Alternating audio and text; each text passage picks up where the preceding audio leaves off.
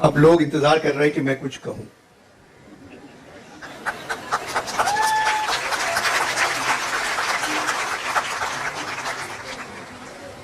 اب تقریباً میرے جانے کا ہی وقت ہے. 66 برس میں نے جھوٹ لکھا، جھوٹ بولا. آج میں نے فیصلہ کیا ہے کہ اللہ کو منہ دکھانا ہے، میں سچ کہوں گا، کوئی لفظ جھوٹ نہیں کہوں. پاکستان دنیا کا سب سے اچھا ملک ہے. میں نے جھوٹ بولنا چھوڑ دیا. پاکستان دنیا کا سب سے اچھا ملک ہے.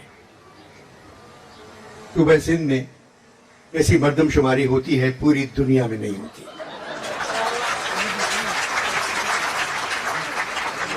سندھ کی حکومت نے یہاں کی مردم شماری کر کے ایک مثال قائم کر دی.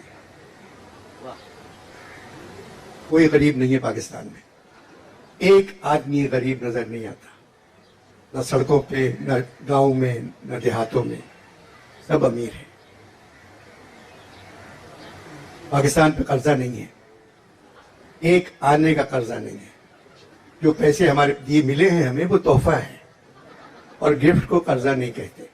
بلا وجہ اخباروں پہ اور سب پہ تقریریں ہوتی ہیں کہ ہم قرضے میں دبے ہوئے ہیں. پاکستان کی فوج دنیا کی بہترین فوج ہے. ان کے پاس گھر نہیں ہے رہنے کو، پھر بھی وہ وطن کی حفاظت کر رہے ہیں.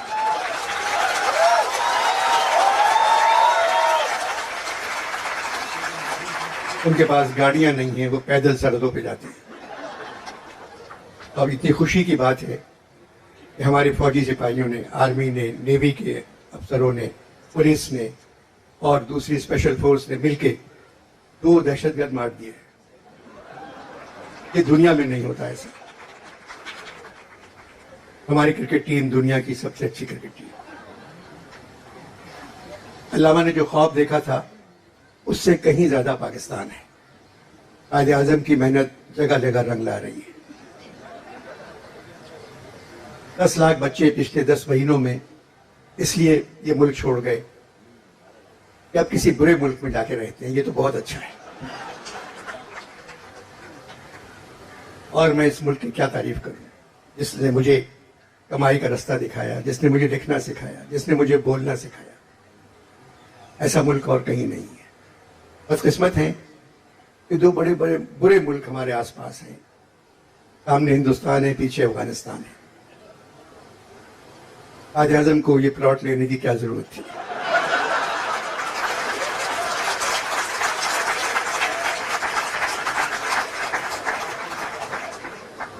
کے بعد جو میں نے مردم شماری کی تھی اس پہ ذرا زور دیں ذہن کو.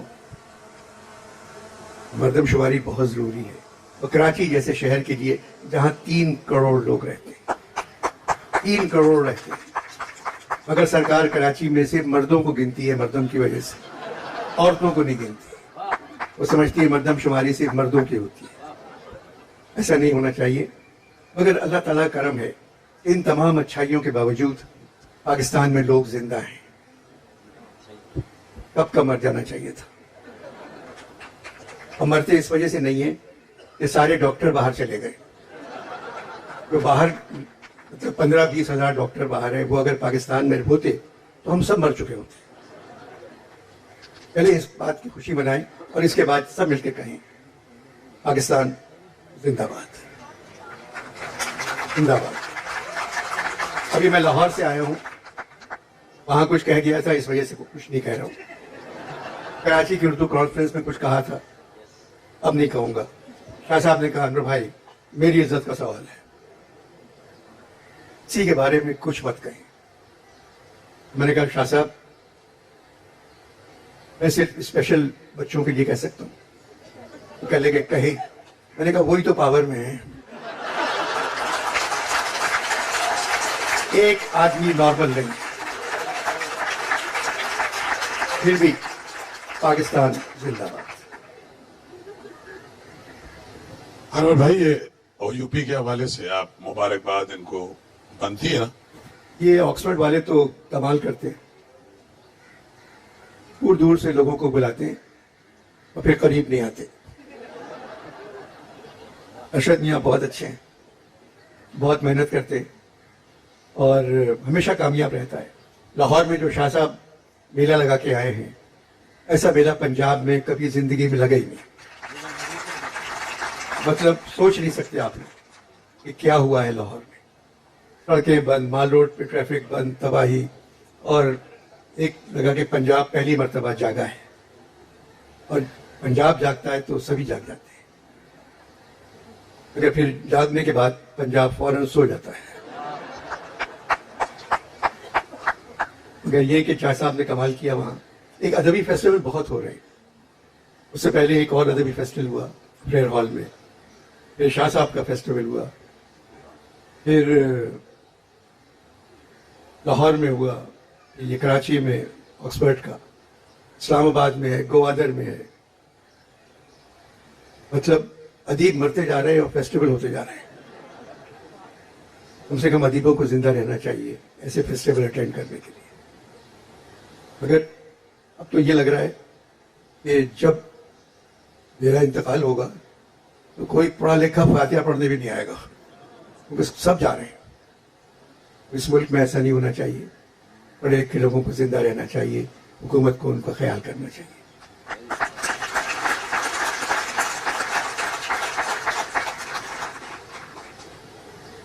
فیض صاحب کا شعر ہے, دیار یار تیری جوشش جنوں پہ سلام, دیار یار تیری جوشش جنوں پہ سلام, میرے وطن تیرے دامان تار تار کی خیر.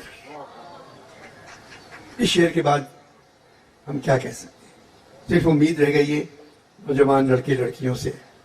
اللہ تعالیٰ نے جو ان کو سمجھ دی ہے, جو ان کو ذہن عطا کیا ہے, جتنی روشنی ان بچوں کی آنکھوں میں ہے, ساری امیدیں ہم لوگوں کی ان لڑکے لڑکیوں سے وابستہ ہیں. نکلو گھر سے. یہ تو ہو, تم کام کر رہے ہو دفتروں میں, اخباروں میں, ملوں میں, ہر جگہ کام کر رہے ہو تم لوگ. اب یہ وقت ہے, اگر کوئی زیادتی کر رہا ہے تمہارے ساتھ, اس کے لیے باہر نکلو, اندر مت بیٹھو.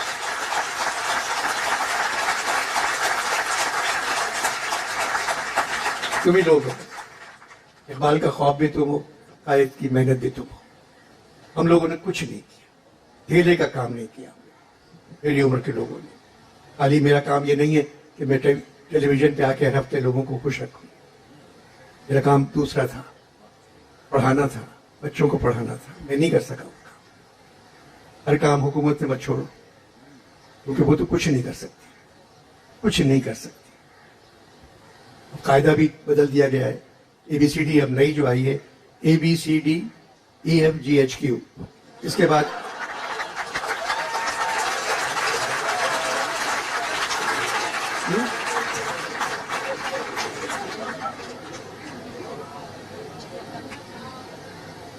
اور پھر ایک GHQ کی اور بھی بڑی اچھی بات ہے. ہمارے فوج کے سربراہ جو ہیں وہ حافظ GHQ, حافظ جی اردو میں. بہت اچھے آدمی ہیں, انشاءاللہ اچھا کام کریں گے, نیک آدمی ہیں. ان کے بارے میں آج تک میں نے کسی سے کوئی غلط لفظ نہیں سنا.